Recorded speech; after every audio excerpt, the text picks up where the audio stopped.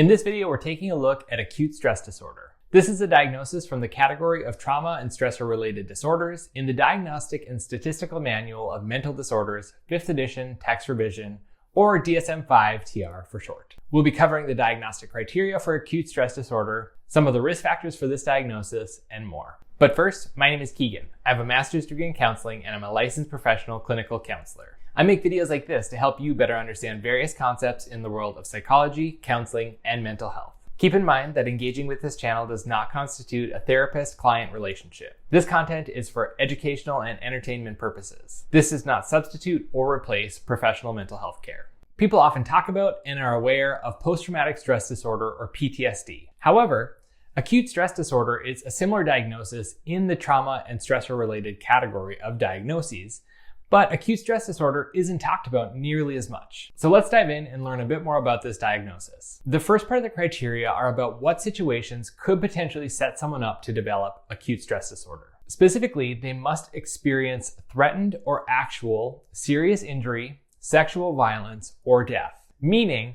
that if they're in a situation that threatens one of these things, or if they actually experience one of these things somehow, they're then meeting that initial part of the diagnostic criteria for acute stress disorder. People don't need to necessarily witness these things themselves though.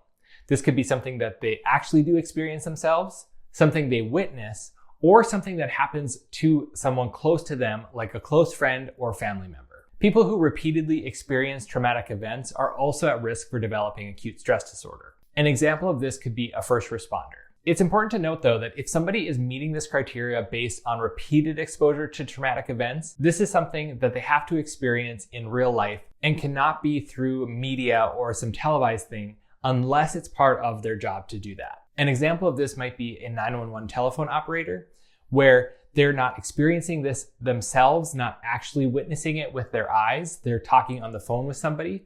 So I believe that they could potentially meet this diagnosis because it's part of their work. Now let's move on to the second part of the diagnostic criteria for acute stress disorder, which are the actual symptoms that people will experience. Of these symptoms, somebody needs to experience at least 9 to meet criteria. The first symptom is recurrent memories of the events that are intrusive and involuntary. So they're not trying to have them there, they don't want them there, they just keep popping in. Those memories just keep coming back.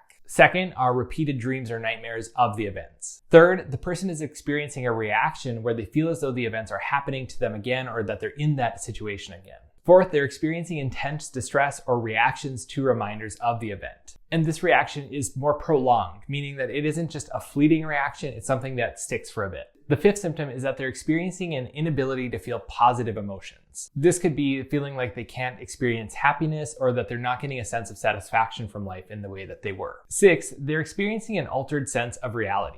This could be that they're feeling like they're watching their life from an outsider's perspective, or maybe feeling like time is moving more slowly. In other words, the way that they're experiencing life before the event is now different. There's been an alteration to the way that they're experiencing the world. Seventh is that they experience difficulty remembering different aspects of the event.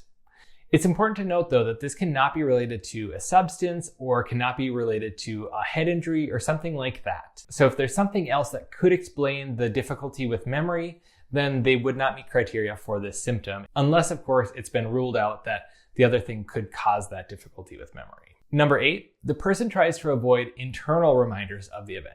This means that they might be trying to do things that would avoid them having any thoughts or memories of the event, or even trying to do things to avoid feeling anything that could have been similar to how they were feeling in the event. Ninth is similar, but this is related to external reminders of the event, meaning that they might be trying to avoid people, places, or things that are associated with that event. We have 4 more symptoms to review, and then we'll take a look at some of the risk factors for acute stress disorder. But first, if you're enjoying this video and finding it helpful, please help me out by giving it a like and subscribing.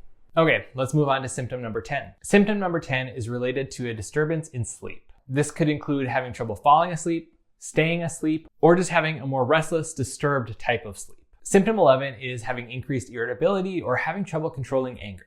12 is hypervigilance. Usually this is going to be the person being very aware of potential threats that could be related to the event that they experienced. Symptom 13 is having difficulty with concentration. This could be a forgetfulness about daily events, or the person having trouble remembering things that they don't generally have trouble remembering, like a specific date. And then the last symptom, number 14, is the person having an exaggerated startle response. This could be them being very jumpy for things like a loud noise or something like the telephone ringing. So those are the 14 symptoms of acute stress disorder, with the person needing 9 of those to meet criteria for this diagnosis. Keep in mind though that they need to have those 9 symptoms over a period of at least 3 days and up to 1 month. Now let's take a look at some of the risk factors for acute stress disorder. By risk factors, we're referring to things that put someone at greater chance of developing acute stress disorder. In the first part of this video, we talked about the things that somebody must experience to meet criteria for this diagnosis, such as experiencing a traumatic event. We don't consider that a risk factor because that's something that's necessary for the diagnosis. Instead, the risk factors are things that if someone experiences one of those events, they could be at greater risk of developing the diagnosis because of these risk factors. The first is that for people who already have a mental health diagnosis of some sort,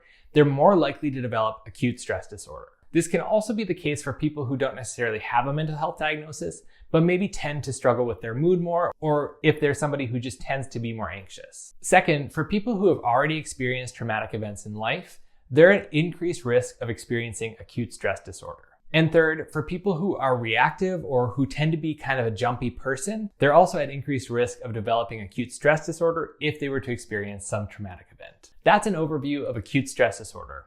What diagnosis would you like to learn about next?